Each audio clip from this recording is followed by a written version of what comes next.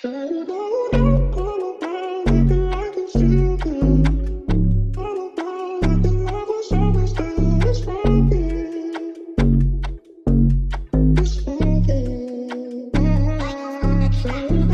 up, everybody? It's your boy Therese Balboa. And it's your girl, Lou Sandara. Make sure to write that on your pen and paper.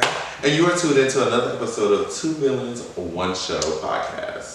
Fuck with a real bitch, sit back with a fake bitch. Period.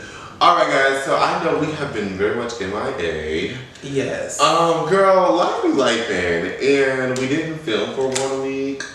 We have to take a little break. And then also, I graciously edited those clips from that last episode, and it kind of sucks because we were talking about some interesting things, but the people who saw it, and the people who didn't. I feel like we're at a place right now where like we can get away with like not posting if we don't really want to.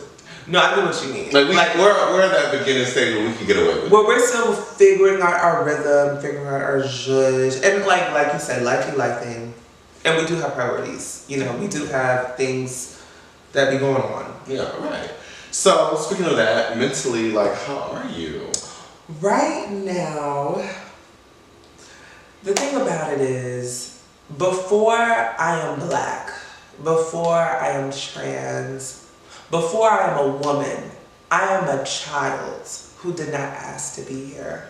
And I am currently navigating that journey in my life right now. At 25? I'm 22. What year did you graduate? When I graduated, the pandemic was going on. The pandemic was in 2020. We don't have to we done in 2020. You were already on that. We don't have to do math right now. The math is irrelevant. Okay, well, mentally, I'm good. Bad bitch, you know what I'm thinking about. Okay, life is There's not great. much to say mentally, really. Like, there's no point of repeating, like, I'm good right now. I protected my peace, and the reason why I feel like I've been so good mentally is because I've really just been ignoring everything that I don't like. Setting boundaries, yes. Hocus pocus. Okay, right. Let's get to these topics, though. Let's not waste too much time with that. You know we gotta get into Baddies. The reunion has... Let's just talk about the reunion as a whole. Yes, let's get into this reunion. It was Meatball's reunion. She did her thing. It was Meatball's reunion. She definitely came in like a wrecking ball, kind of reminiscent of Tommy, Baddies West reunion. Because that was Tommy's reunion, Tommy's West, for sure. Baddies West. Even though this was Meatball's reunion, the issue with the reunion was that certain people, because clearly the audience didn't watch the show, certain people who were wrong could come to the reunion and fight a bunch of people and get like audience favor as if they were the victim or the victor of the season. Mm-hmm. Meatball is still not a fan favorite, and Meatball is still a jealous bitch. And I'm just mad that Tinka didn't really get to work her. I'm not gonna say they really did. Their fight was very tied. They kind of fight They fight the same way. I did what you mean. I feel like it was supposed to be like Tinka winning the fights and the crowd loving her. Yes. But it really was like Meatball kind of winning the fights and the crowd loving her. It was very weird. And that's what I didn't like. It was very like backwards. I feel like everything that we thought was going to happen didn't happen. You got to think about it. We did not expect J-Lo's face to get scratched up. Right. We did not expect Anna to actually stand in the paint and actually, we thought Nunu was going to mop the floor with Anna. Like, right. Everything that kind of happened, everything we thought was going to happen. Like, and I think that's my issue with this reunion is that it didn't go the way we thought it was. Exactly, because Nunu was supposed to mop the floor with Anna. Now, did she mop? She used a sponge and wiped the dish, but she didn't mop. She didn't mop it. You know, mm-hmm. But you know, I guess Anna, congratulations for standing in the pain. The bitch still used the fucking chain though. As she should. But you said you're gonna break my face, I'm gonna break yours first. There's no rules in fighting, especially when a bitch tell you I'm gonna break your face at a reunion. Okay. But yeah, I feel like the reunion was pretty cool. Diamond and Taseki flopped. That fight was That was so overhyped. Tommy versus Rolly was overhyped. E.T. versus Rolly was overhyped. Yes. All those fights were overhyped. The only fight that really gave was Bianca and Mariah. Because Bianca whipped her ass. And that's what I was telling him earlier when we were watching the episode before we even filmed. I said the reason why these baddie fights be looking so good on the trailer, but then when you watch the episode, the flights like flop, is because the bitches, they do a lot of this. What I'm starting to realize is none of you bitches know how to fight. And this is coming from a bitch that does not know how to fight. Y'all do a lot of this. So when you slow that shit down and add a bunch of dramatic music, of course we're gonna think, ooh, bitches is really get. And then, no, you bitches be tangoing with security. Like, y'all be doing a dance with me with security. No. These fights did not. But Jayla could not keep up with Meatball. I was very happy. Jayla lost that fight. I was very happy to see that happen. Jayla lost that fight. Very happy to see that happen. Finally! Because Jayla's been on my goddamn nerves. Yeah, Jayla lost that fight. When Meatball said 1, 2, and a 3. Alright, so we're going to get into some celebrity topics. Yes, the celebs and the celebs. Let's start off with Jaguar Wright. My girl, Jaguar. Jennifer Lopez should be charged. So you like Jaguar? I love Jaguar's presentation. So you like when people spread lies about people on the internet? How do you know they're lies? Is she not getting sued by Beyonce and Jay-Z? Is that not, she's not getting sued, but is that platform not getting sued from Jay-Z and Beyonce? Well, when it comes to Beyonce and Jay-Z, we're gonna leave them out of it. Why? Because let me tell you something. Jaguar is one of those people that is mentally ill, and she has these things in her head, and then she gets on the internet, she just says whatever, and y'all think that's okay. What y'all have to realize is, regardless of what, no, let me finish. Let me finish though. What y'all have to realize is, everything that y'all see on the internet is not real. What I find very interesting is, people be like, oh yeah, bitches ain't really got money for real. Oh, people ain't really living that lifestyle. That's fake, that's fake, that's fake. But the second y'all hear a rumor about a celebrity, y'all automatically believe it's true. I can literally get on my phone right now and put Cardi B has sex with, and I can just put a random NFL player, post it, and it will go, people will believe it. It's that easy. I can literally, because I lived in Atlanta for 3 years. I've met Young Miami, I've met Queen Najee, I've met plenty of people. I can literally be like, oh yeah, I was at the house with such and such and this happened. I can say it. I have a list in my phone of every celebrity I met. There's literally 30. I can make a story time about all 30 of those situations and lie about something each time. It would be so easy.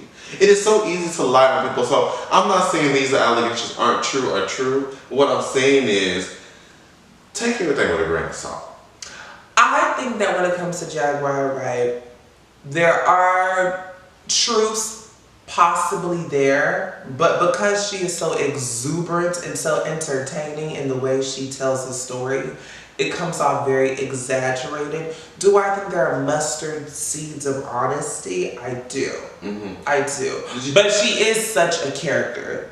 And she also got arrested for stealing what did she say? She stole like a rental or something, and then she said she went to jail because they're trying to stop her from telling the truth. Yeah, that's someone that you're supporting. We're going to go to the next topic. So with a good glass of wine, a Jaguar Wright interview hits every time. Did you get you a glass of wine, your robe, dinner? So Lil Baby and Jada's son, Loyal.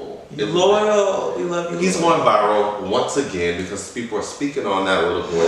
You know, the black community, anytime they see a imp or an oomph of non-toxic masculinity. Hey! Hallelujah! You gotta think. Okay, I made a post today about this, and this is, I'm gonna unpack this really fast for y'all. First things first, that's a child that y'all speaking on, which is weird. Let's start there. For 2, when is a 3, 4, 5-year-old little boy supposed to present very masculine? How do you expect a little boy to act? Exactly. What blows my mind about y'all is that the same things that y'all complain about is the same things that y'all create. Because do you want him to start acting super masculine? Do you want him to start having sex early and doing drugs and being disrespectful? It's like you want him to be growner than what he really is. You don't want a kid to be a kid, because yet if he pumped his chest up and like a grown man, he will then be being too grown.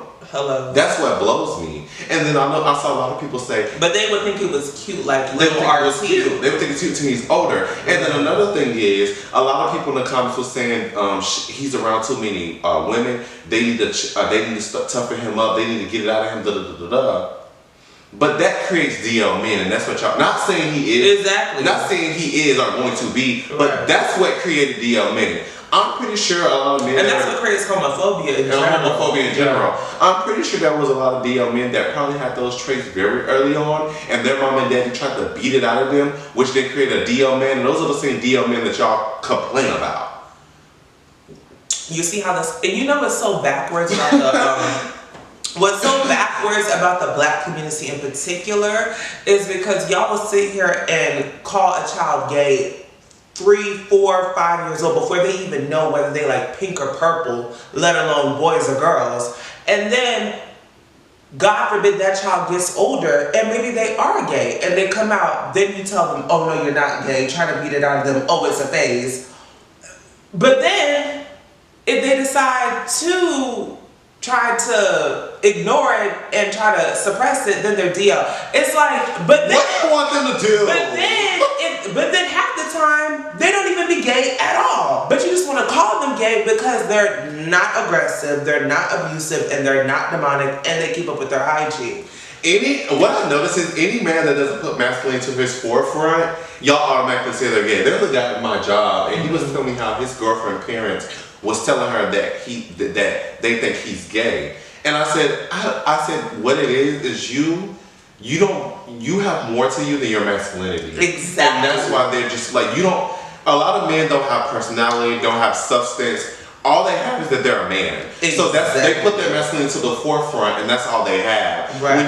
When you actually have substance, and you don't have to put your masculinity to the forefront, people are like, oh, well, he must be gay. No, bitch. He actually has a personality. He has a fucking brain. He can hold a conversation. He can hold a conversation. And that's like, and that's the thing that y'all complain about, the same thing that y'all create. Y'all create toxic masculinity and then complain about it. Because the same bitches that are complaining about a man being more flamboyant is the same woman that's complaining saying men ain't shit. They always cheat. They don't know how to communicate. They're nonchalant. Well, when they had personality when they were younger, you said they were gay and you tried to beat it out of them, babe. It's always like that. Okay, well, speaking of baby daddies and baby mamas and kids, I did want to make a cute comment about RJ and Tiffany. RJ is the basketball player, Tiffany is his white baby mama. I'm going to say this, because Lou don't care about this topic, so this is going to be really quick. I'm going to say this. Black men, usually that are in that type of industry, date white women, and the second something happens and that white woman blasts you on the internet and ruins your career and plays the race card, now you're upset. You want the black community to support you. Hello. Now, I really don't know RJ, but I can guarantee you there's a clip of him saying, yeah, I don't like black women because of da-da-da-da-da-da-da-da-da-da. I can guarantee you there's probably countless pictures of him hanging out with anything but a black person. I could probably say that he probably has not supported the black community at all. So this is just another victim. This is just another Jonathan Major situation. And no shade to Jonathan Major, but a lot of y'all men in that type of industry like to date those type of women. And when they are tired of being your submissive queen and they want to play the race card, you want to, no. You want to come into the black community. Oh, come and protect me, bitch. Ain't nobody coming to protect you, ho. Yeah. Go back to your snow queen. Period. Okay. All right, so let's get into some personal topics. Okay, let's get into some things. So you know I just had a Halloween party. Oh, let me put my phone on what you call it. Okay, so you know I just had a Halloween party. It was the party of the decade. It was a good time. It was really the time. But I want to talk about some of my party icks. Now y'all know I love having parties. I done had so many parties at this point. Yeah, she's the event queen. These are my party icks. My first party ick is when I invite people and they say who all gonna be there. babe, it's a party. We don't even hang out. I follow you on Instagram. I barely know you. So what makes you think, like, that this is like a special list of people that I know? That's no shade to anybody that came to my party I met through Instagram, but let's keep it a buck. It's not like we're besties or shit. Like, you don't even know my inner circle for me to name the people. Exactly. If I name my friends, you wouldn't even know. When you go to the club, you don't know who all gonna be there. When you go bar hopping, you don't know who all gonna be there. When you go to Walmart, you do not know who all gonna be there. So don't ask me that question. Now I understand this is more of an intimate space, but at the same time, again, unless you're like unless you have a warrant for your arrest and the police is looking for you, or you have ops that's about to kill you if they see you, don't ask me that fucking question because it doesn't matter. Cause bitch, be prepared to meet some new people. Like, bitch, hello? What else are you coming to a party for if you're not trying to be social? Literally, what are you coming to a party for if you're not trying to be social? Who all gonna be there? That shit's annoying. I do want people, what I will say about house parties though, it is not the club, so do not. Oh, well, yeah, don't come at like. Don't show up at 12 in the morning, at 1 in the morning. That's just, and y'all do that every time. That shit's annoying. If the party starts at 9, try to be there by 10:30 at the latest. At the latest. That's trying to show up at, because I remember I had a Halloween party. This was my one I had in Atlanta. These girls showed up at like almost 1 in the morning, and it ended like 20 minutes later, and they were kind of like, oh, and I said, baby, my party started at 9. No one told you to come here at 1 in the morning. I'm about to go. We've been here for 4 hours. Like, girl. I felt bad, but then I didn't, because again, you and your friend showed up at 1 in the morning, and the party started at 9. I don't know why you thought that was okay. A good 10:30 is cute, right? But 1 in the morning, okay, bitch. This ain't the club. We're not collecting money, so we're not trying to stay open to the very 2:30. Okay, exactly, bitch. And child, we got things to do the next day, so bitch, we're not gonna be up here till motherfucking. This is not a Diddy party, bitch. We're not gonna be out here till 6, 7 in the morning. No. All right, so a topic that I wanted to talk about is, I know a lot of people. I feel like this has been a complaint for years, and a lot of people are saying that R&B music is dead and it's not the same. I feel like I cracked the code to why. The reason why R&B music don't hit the way it used to is because it is the people that are making R&B music. It's either depressing as fuck, yes, or it's toxic as fuck. Right. You have people like Rod Wave, which each song is literally about him sad and wanting to kill himself, and then you have music like Brent Faiyaz or maybe even SZA, who literally talk about just toxic shit and toxic behavior and toxic relationships. It's kind of like the same storyline. It's like everybody's just. No one's really in love. They're either depressed or toxic. Yes, it's very sad lover girl. It's like, oh, I'm so like, okay, girl. Okay. Every song, every male song is like, I cheated on you, but I loved you. Okay, Brent. Okay, I don't think so. And then SZA is, you cheated on me, but you love me. Okay. Like, I feel like that's what R&B is. R&B music is missing two things. It's missing that love, and then it's missing that. Yeah, it is. It's missing that love, and then it's missing that good. It's missing that good rapper R&B, like that J-Lo, Ja Rule, that Ashanti Ja Rule, that Beyonce Jay-Z, that Momo and whoever she was making. Momo and Fabulous. It's missing that.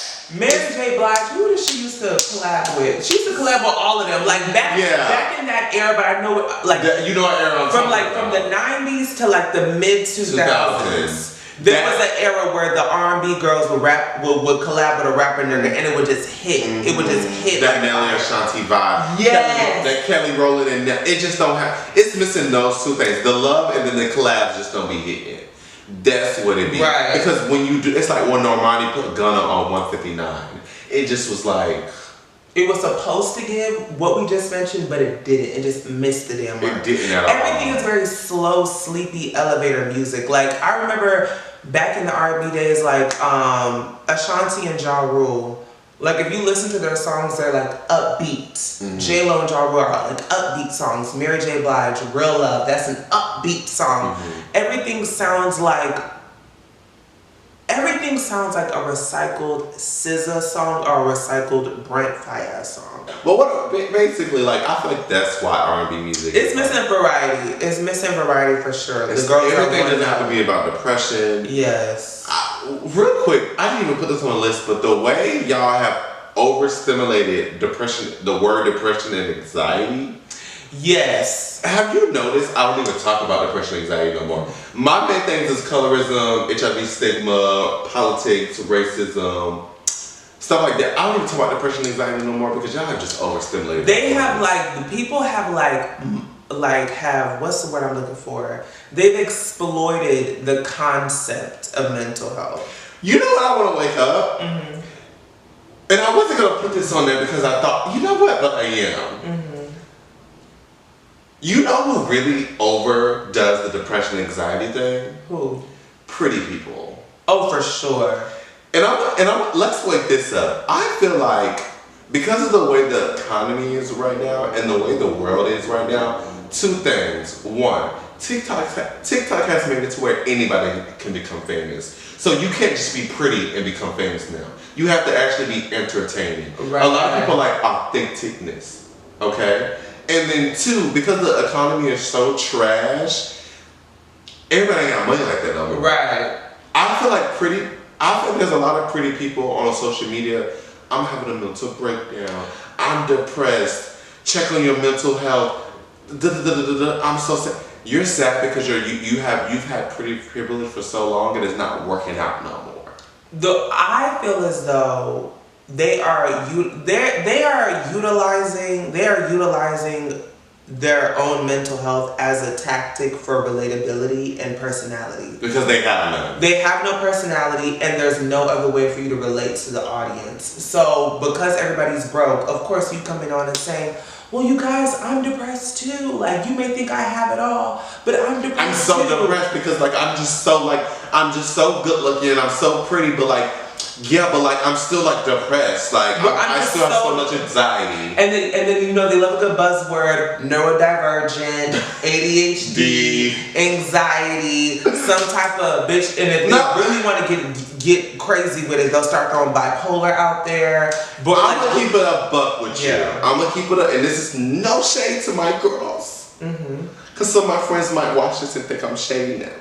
But a lot of y'all issues really just be on y'all, because I do have a few friends that are pretty as fuck and can have the world. They just are lazy. Right. And y'all are waiting for someone to save y'all. And y'all sit on y'all ass and y'all miss so opportunities because y'all are literally lazy as fuck. Y'all self-sabotagers and y'all are waiting for a moment. Y'all are waiting for someone to save y'all. That is the issue. So stop going on the internet and stop saying you're depressed and you have anxiety when really you're just lazy. And unorganized. Because when there are people who genuinely struggle with ADHD, and like myself. Genuinely are depressed. Yes. Genuinely have anxiety. Because as somebody with ADHD, me being an ADHD survivor per se. You have ADHD? Yes, I have ADHD. Diagnosed by a doctor? Yes. I am a neurodivergent. Okay, anyways. So let's get it. I already know you about to no. We're not gonna anyway. She saw where I was gonna try to take it. What I'm saying is, she was like, oh bitch. Yeah, a lot of y'all do that and it's just okay girl, I don't wanna hear that. No shade. I don't want to hear that. Because a lot of the times it just be problems that y'all bring on yourselves or be preventable or avoidable. Or again, just like I said, you ain't got no personality outside of you having a mental health crisis, so you just won't run this into the ground. It's really just because you haven't found your husband. It really is about a man. Hello? A lot of times the times the anxiety and depression do be male centered. It be about a man. And it's oh my god, I can't find my man, but then you have 1,000 DMs and then you respond to the nigga with 4 baby mamas and he a hood nigga. That's who you respond to. Where was the anxiety and depression then? You didn't get anxiety. Get anxious? You didn't get anxiety when he tried to talk to you? That's what be killing me. These bitches with anxiety and depression always choose the wrong nigga. You don't get anxious when you see a red flag? So that red flag is what regulated your nervous system. Okay. Because one thing about me, bitch, men overstimulate me and I scream and I hang up the phone. That's why I don't have a man. You see how my anxiety works in my favor? When I see a red flag, I'm like, get off my phone. I got a nigga. It's but bills make you anxious, but a broke ass nigga don't. Okay. Ooh. Hey guys, thank you so much for watching another episode of Two Villains, One Show podcast. I am Therese Balboa. And it's your girl, Lucindara. And thank you guys so much for watching. Peace out, Girl Scout.